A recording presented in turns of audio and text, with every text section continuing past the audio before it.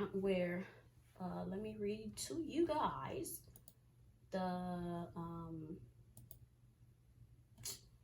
rejection. So, okay, so it's been rejected because the member ID not on file and payer's record. Verify the member's name, ID, number, date of birth, and gender. Payer may need to be contacted.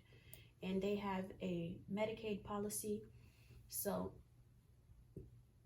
we're going to put our investigation caps on and go investigate it. So I already pulled her up in the other system, and I'm just going through her chart to see what insurance they have on file. And I like to go to the administration form when the patient comes into the hospital, like, you know, they have them fill out a administration form as to, you know, why they're in the hospital and if they have insurance, what insurance they have. So I'm checking the administration form because there is an insurance verification saying that eligibility response that the patient does have Medicaid with the state.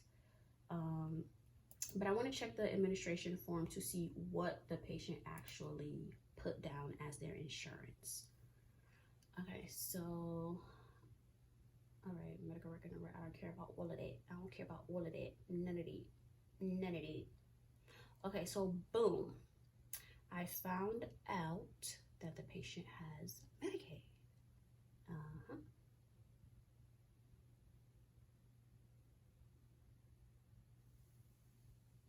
It says for kids. The patient is not a kid though. The patient is like, I wonder if they, no. I was gonna say, I wonder if she came in with her child and they had the names mixed up. But it looks like the patient does have Medicaid. She's probably pregnant because with her age, there's no way she has kids Medicaid. She's probably pregnant and she has Medicaid. So let me see if there's probably a primary insurance before the Medicaid or if she just strictly has Medicaid. Okay, so yes, it does show that she has Medicaid. Okay, so what I'm going to do now, because it's all across the board here, it is showing the Medicaid. So what I'm going to do is go to that Medicaid portal and check to see if she has like another insurance. Now what they call them, like let's say if the patient has Medicaid and another insurance, it is called a TPL segment, meaning that patient has other insurance. Now if there's no TPL segments, that means patient only has Medicaid. Maybe the ID number is off or the name. It probably could be something like that, because if she says she has Medicaid and they did eligibility, that's pretty much what it is. It's probably a discrepancy between the name and the ID number. So what we're gonna do, we're gonna go to the Medicaid portal for that state. If I could find it, because I have a million portals. Hold on guys, I gotta go through all of the portals because like, girlfriend. Okay, here it is. And this one, you guys, gives me hell because, let me see, because I have so much dang portals that I have my username and stuff down here. Okay, so it's my email, and then boom. Okay, so my email.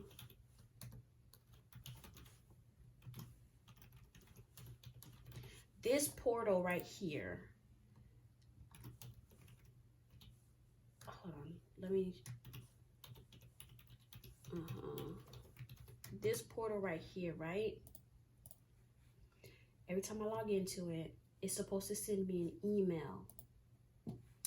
And it never sends the email.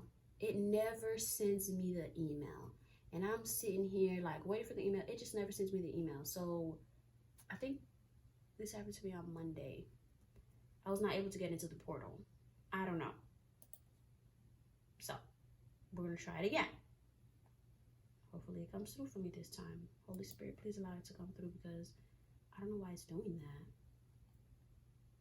And even given the fact from Monday, when I tried to log in, it still never sent me the email. So I have no idea what's going on with that portal. If it doesn't send me the email within a minute, I'm gonna move on to the next account. because I hate the fact that it does not send me the email right away. It shouldn't take this long. We're gonna move on to the next one. I'm just gonna highlight this yellow to know that I need to come back to it. Though when I need to come back to an account where, like, for example, with this one, the portal is not working, I'll just highlight it. Or let's say, like, if it's a difficult account where I'm like, okay, like my brain is hurting me, I'll highlight it yellow and know that I'll come back to it. And usually after lunch, I'll come back to it. And if I do need more assistance is when I'll like reach out to my manager or one of the team leads.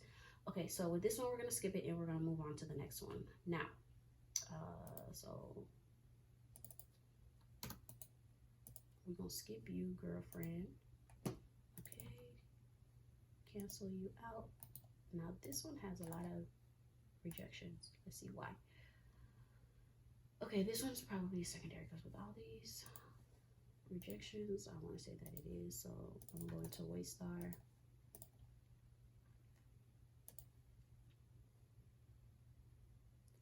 Okay.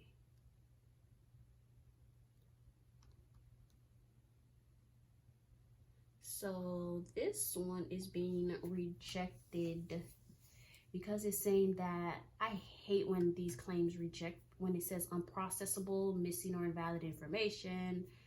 It never gives you like specifics as to why. So I hate when the claim comes back and it says unprocessable, missing or invalid information. That's when I'll go in and double check the insurance, making sure everything matches, and also making sure that we are billing the correct insurance payer ID, because a lot of these insurances that we bill, they go electronically. For example, with my last job, the ones that did not go electronically were like some secondaries like United, American, VA for secondary. What else? I can't remember. I don't know, it was a couple of insurances, but there's some insurances that do not take electronic claims, and it's so annoying. But for the ones that do take electronic claims, they have different payer IDs. A payer ID could be letters and numbers or just strictly numbers. But every insurance has a payer ID. So when it gives me a rejection like this, I go and check everything. Patient name, I look at their driver's license, I look at their insurance card, I look at their registration forms, just making sure everything is matching. And if everything matches from patient information, that's when I'll go into insurance and see if the payer ID is correct, if we're billing the correct insurance. Because for example, with Blue Cross Blue Shield, if you work Blue Cross Blue Shield, you know that Blue Cross Blue Shield, even though, like, let's say for example, Florida, if the patient comes to the emergency room and has a Blue Cross Blue Shield out of state, Wisconsin, right? Let's say they're visiting New York, let's say New York, for example, because snowbirds go to Florida all the time. So let's say a snowbird comes to Florida and has Blue Cross Blue Shield of New York. You are not going to bill Blue Cross Blue Shield of New York. You're going to bill the local plan, which is Blue Cross Blue Shield of Florida, because that's where the patient was seen. So you're going to bill the local plan, and once you bill the local plan will then bill it to the correct insurance that they have. So a lot of claims, there's another facility that I work where I see that they were billing the actual Blue Cross Blue Shield plan and not the local plan. So a lot of them were getting rejected. So just a tip for you, with Blue Cross Blue Shield, you don't ever bill the plan, you bill the local plan where the patient was seen in, okay? It doesn't matter if they have out of state, you bill the local plan, and once you bill the local plan, Blue Cross will send it out to wherever it really needs to go. So with this one, what I'm going to do is check everything, because it's saying missing or invalid information. It can be anything. And then it says subscriber billed is not eligible for services. So on services billed. So what I'm going to do is check to see if they're active.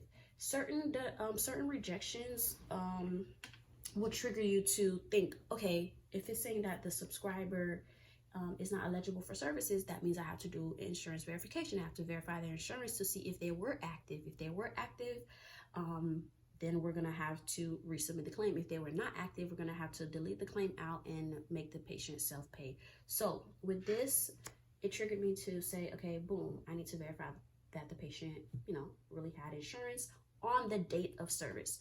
Another key thing when you are doing insurance verification, which I did not mention in my last video, but when you are doing insurance verification, you want to make sure that the patient is active for example, given the fact that the patient was already seen, I am going to check the date of service. For example, the date of service for this patient was 2/20 of 24. So when I run insurance verification and eligibility, I want to see if they were active on 2/24. I don't care if they had insurance years ago. I want to make sure that on the date of service, they were active. If they weren't, then it's a true rejection and I have to make it to self-pay. Also, like let's say the patient hasn't been seen yet, you want to run eligibility for the current month. Like we're in February, right? Let's say the patient's let's say this is a new patient, you're at the doctor's office, right? And you're verifying their insurance. Let's say the patient is coming in March 1st, which is on Friday. So you want to run eligibility for February and also March to make sure that they do have active coverage, if that makes sense. Hopefully it does, okay? So you always want to run eligibility for the date of service that the patient was seen. Okay, so this patient has, I can say the insurance, they have well care. So well care is on availability.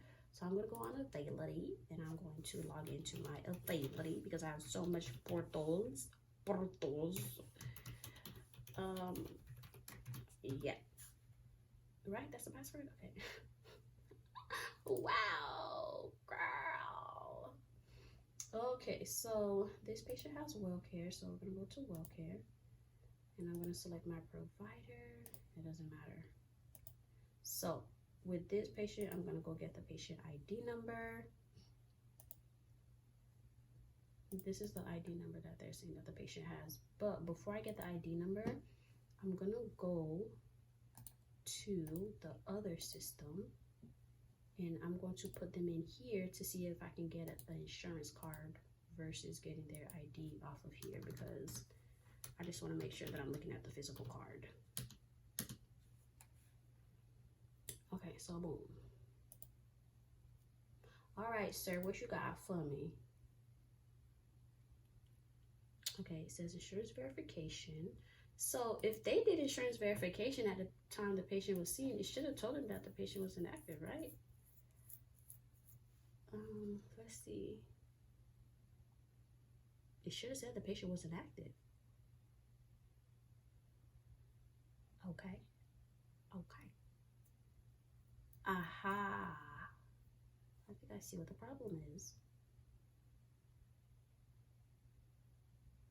It's because the patient has state Medicaid. Hi, Dios smile.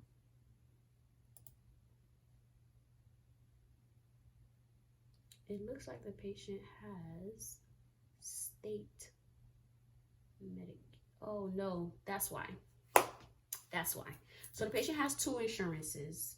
The patient has Medicare as primary and Medicaid as secondary. They have state Medicaid and Medicare. So what I'm going to do is verify. Oof, my palm is itching. So I'm going to verify that they truly do have Medicare.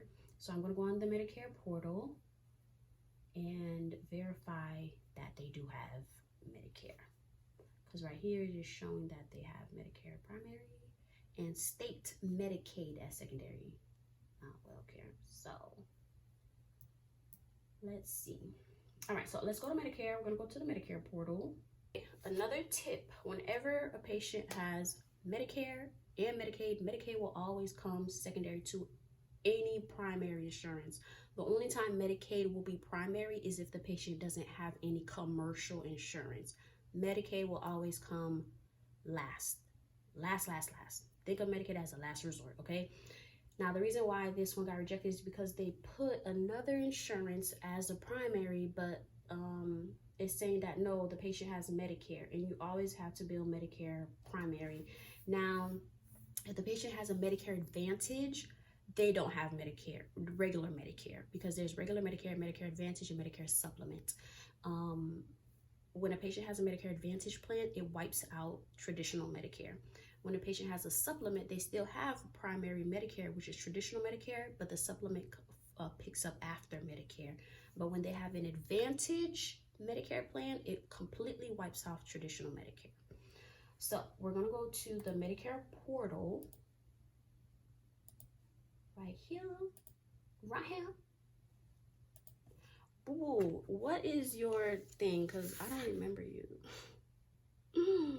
What is your past login information? Hot dog it? Okay. Okay, I want to say it's this one. I don't know, boo boo. I don't know. No say, no say. Okay, so let's see.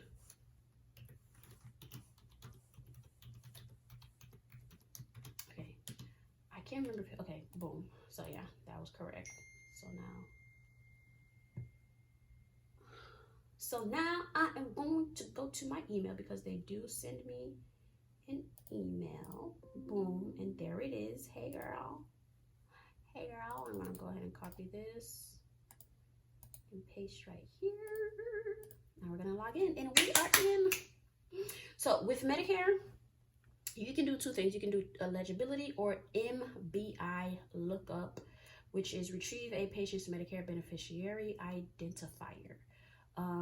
You can do either or. I like to do the MBI, so because it's faster. And then once I get in through the MBI is when I'll click on eligibility, and then I'll click on HMO to see if they have like a Advantage plan.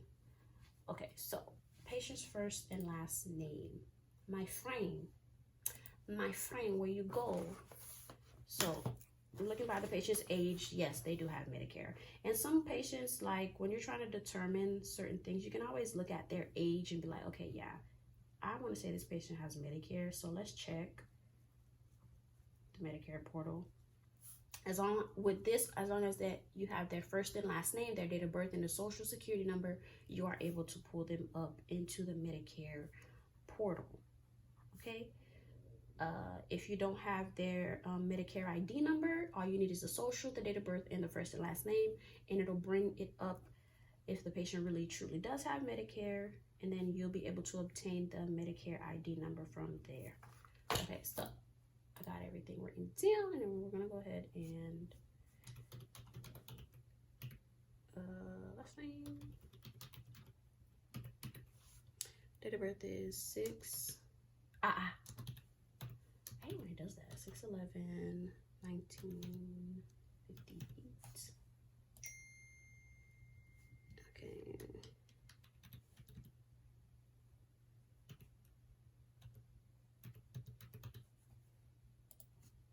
I'm just making sure that like I'm not, because I do talk to myself, so I'm making sure that I'm not like saying like, you know, too much information. But if I say a date of birth, you're not gonna know who the patient is. So yeah.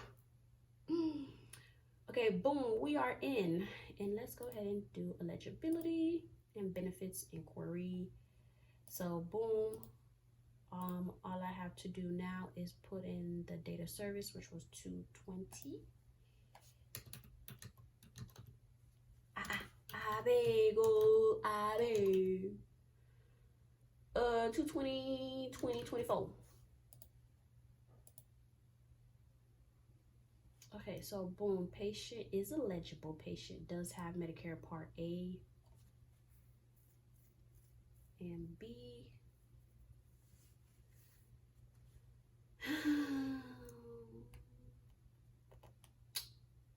And they do have a Part D. I don't care if they have a Part D, but I just want to make sure that the patient has a, you see, so here's what they did.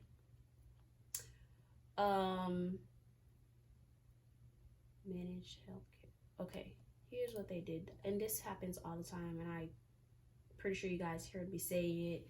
They'll put in so this is a perfect example.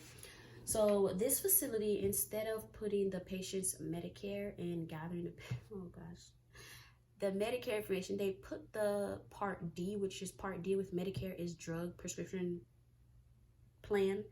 So they put the drug prescription plan as a patient's primary insurance. That's why it got rejected. Because looking here, the plan says managed healthcare services and it's under Part D. When I go to HMO/MA, it shows the exact same thing, same insurance name. So this is part D. So what I'm going to do is change this to regular Medicare, because the patient doesn't have WellCare Medicare, they have regular Medicare. So I'm going to change this. I'm going to change it into the system to regular Medicare. So therefore a new claim will drop whatever time the billing batch goes out today. A new claim will drop out and a new claim will be sent out, but this time it'll be sent out to Medicare. So with this one, they put the wrong insurance information, and instead of putting the patient's primary, which is Medicare, they put in their prescription drug plan. So technically in the beginning, I know you guys heard me say that the patient has two Medicare primary and then Medicaid secondary. They actually just have Medicare, because the Medicaid part is only part D. Like what they have on the first form that I read out to you guys is part D insurance, which is not health, it's prescription drug plan. So I'm just going to put Medicare on here. But I'm also going to check the portal as well to make sure that it is just the prescription drug plan. But just by looking at it here, what Medicare has is pretty much accurate. So what I'm going to do is change the information in. So I'm going to take out the two insurances that they have and just put Medicare as primary, and a bill will drop later when once I'm done, and then later when it's billing batch time, it'll go out. So this one has been solved and completed. So yeah, this one is done. So I'm gonna go ahead and do that. But this will be the last account that we do for today.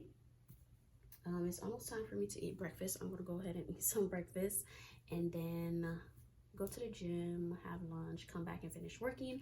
But don't forget to comment, like, and subscribe. And I hope you guys enjoyed this video, and I hope it was informative to you guys. And comment down below if you guys have any questions or concerns or any videos you guys would like for me to do, or any topics, or just anything you guys would like for me to cover, and I will do it to the best of my ability, and most importantly, to the best of my knowledge. Okay, so I'll see you guys in the next one. Bye.